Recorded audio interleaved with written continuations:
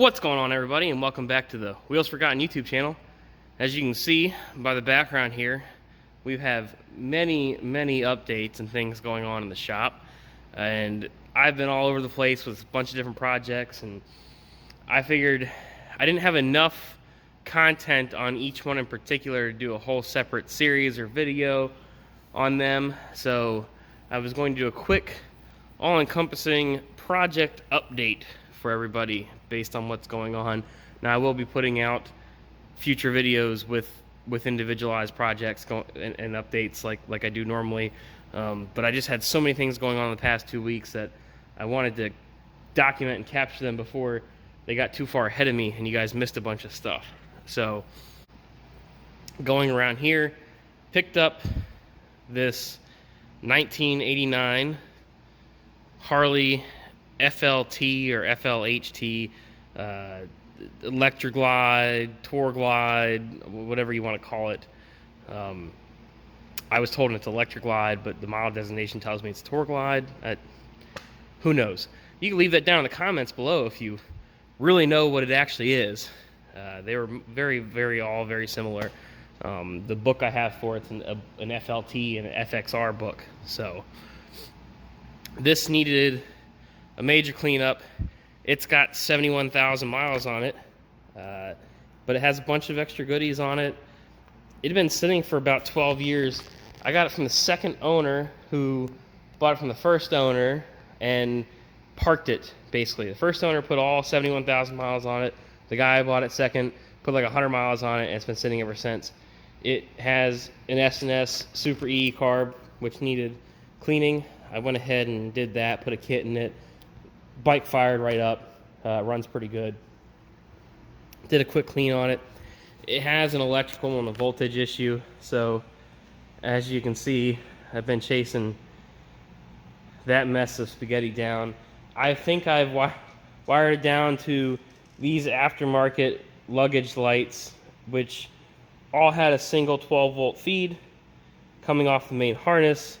There's like 3 vampire clips in here, switch that somebody jerry-rigged up in here, and then each of these lights is vampire clipped into the same single 12-volt lead. That's like 11 vampire clips in a single run. I'm getting rid of all of that and probably going to fix my voltage issue there, I believe. Had a bunch of work done to it 12 years ago, Forest Park. You see it's got a brand new starter on it. Bunch of our little goodies. Basically going to clean this one up. It needs some paint work. The tank was rotten in it.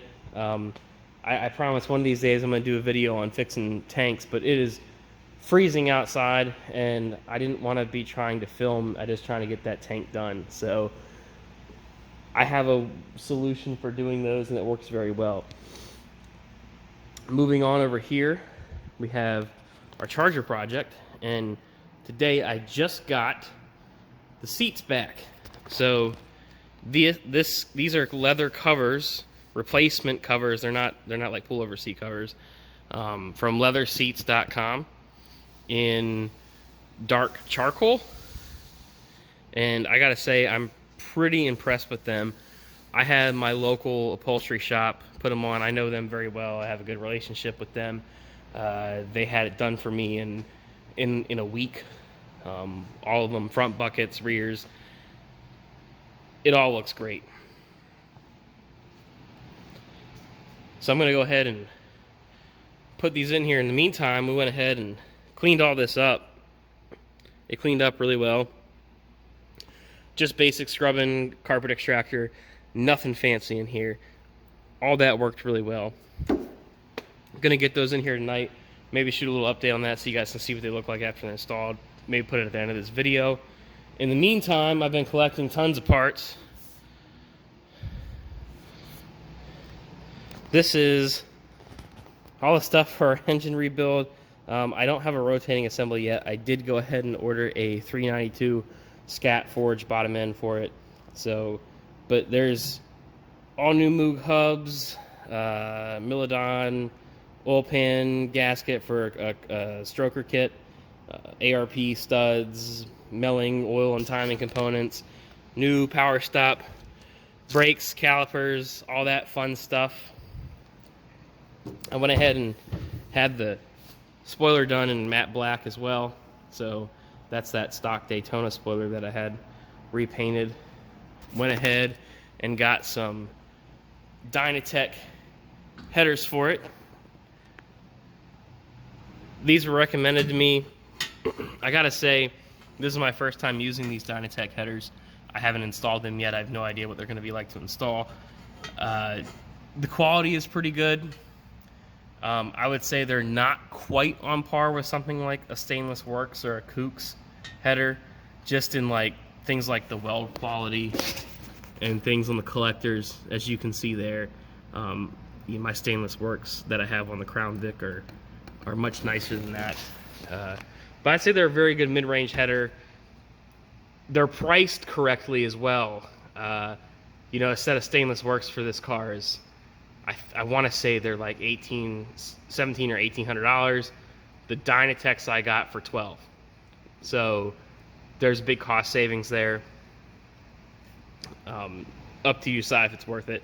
They're definitely better quality than, say, like a BBK or something Patriot, maybe something along those lines. Just not quite there as like a Kooks, but there's a $600 savings over that. Over here, got the truck, pulled the whole front clip off of it, went ahead and just deleted that. Well, actually put it over there. Got our new cross member in for the engine, started cleaning up the frame right here and back there, and went ahead and ordered all new CPP parts for the front. So brand new power steering unit, all new brakes, and I believe, what else did I get? Some shock mounts, a couple other odds and ends. So this will be going together here hopefully fairly soon. This should be a whole nother project update series. I'll probably have at least 1 or 2 videos coming out just for this, for all the new stuff coming. This whole front clip comes off with like 6 bolts. It was actually really easy. Unbolted all, 2 people, picked it up, flipped it on its nose. Now I'm working on taking this apart so I can have it painted. Pretty simple stuff there. Over here, we've got my long-term bike, which is almost done. I got some small things to finish up, decals and stuff on the tank, and I need to do a walk-around video on this, so I'm not going to spend too much time on this. I got the exhaust on it. It does run, fired up on the second kick. Got some tuning issues to deal with, and I'll get around to messing with that in the next week or 2 here. A couple other small odds and ends to finish. When it's all done and I have it sorted and I have it riding, I will do a full video on this, on all the details, so stay tuned for that. And of course, small block for the Chevy. Didn't really do anything with that except took the top end off so we could test fit it. Went ahead and set it in the frame so we could check things out and make sure there was no alignment issues. Our 66 Forgotten Fairlane project. Have most of the trunk taken out at this point. Gone ahead and pulled that drop pan out. That's what's left of that, pretty much, and the quarter. Not as bad as I expected. Able to save the flange. Should be able to put a couple pieces of metal in here and get this looking right again. I have a brand new drop pan from Auto Metal Direct, as well as all the rest of the sheet metal in this car is pretty much from Auto Metal Direct. Anything that they made, I bought. This panel is getting replaced as well. I don't want to cut it out until we get the floor and the frame rails back together, because they are welded, spot welded to the frame rails, and they do kind of act as a stabilizing brace, so didn't want to cut that out. There's all the bracketry that I had transferred over from the old floor pan. Come along this way, and whole floor is out of the car now. So whole floor is out of the car. Had to fix the torque boxes in the rear, clean some things up. Need to redo this flange back here. Went ahead and dressed up the inner rockers. And there's our brand new Automail Direct floor pan. Gonna go ahead and try to get that squeezed in here this weekend and at least get it tacked in place. Make it feel like I'm making some real progress on the car. Up front, went ahead, and this is our Rod and Custom Motorsports quote unquote Mustang 2 front cross member and shock mounts, or I'm sorry, upper spring pockets. I apologize. I said Mustang 2 quote unquote because these things are really a far cry from a Mustang 2 front suspension. The geometry is similar and the design is where it's at, but really other than that, it's Mustang 2 in name only.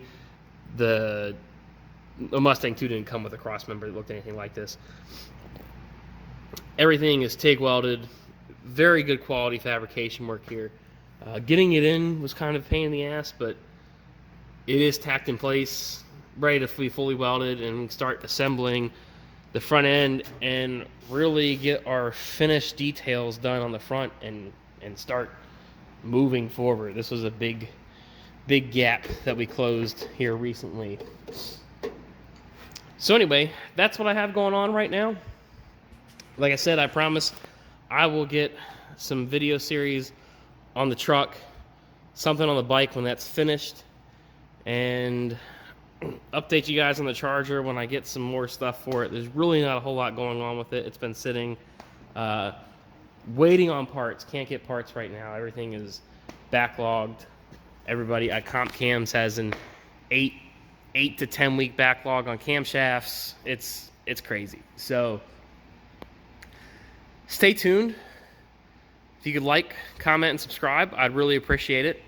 And we'll see you next time here on Wheels Forgotten. Oh, I almost forgot. So I went ahead and got the seats in, and I told you guys I would probably update with that after I was finished. And they look fantastic.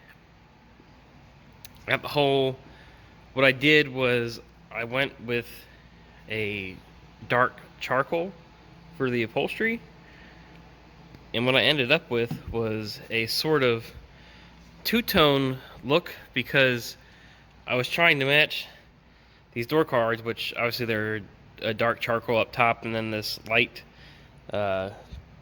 tan or charcoal, I don't know what you want, gray, just slate gray kind of color on the bottom. And when I did the seats in the charcoal, I left the bottom panels the same color as the stock upholstery, and we ended up with a really cool match here, where the uppers are charcoal and the lowers are gray, just like the dash, just like the door cards. Actually worked out way better than I thought. Also, I gotta say, I think the quality of these seat replacement covers are fantastic. They feel great. They look good in the car. They fit really well. I gotta say that the backs, the padding they use on the backing of these must be a little thicker than the factory, because the rear seats are very tight against the bolsters and whatnot, and that may break in with some age and some time. But I just wanted to go ahead and show you guys what it looked like when I was done, and how that all the hard work paying off on that one. And I didn't want to leave you guys on a cliffhanger.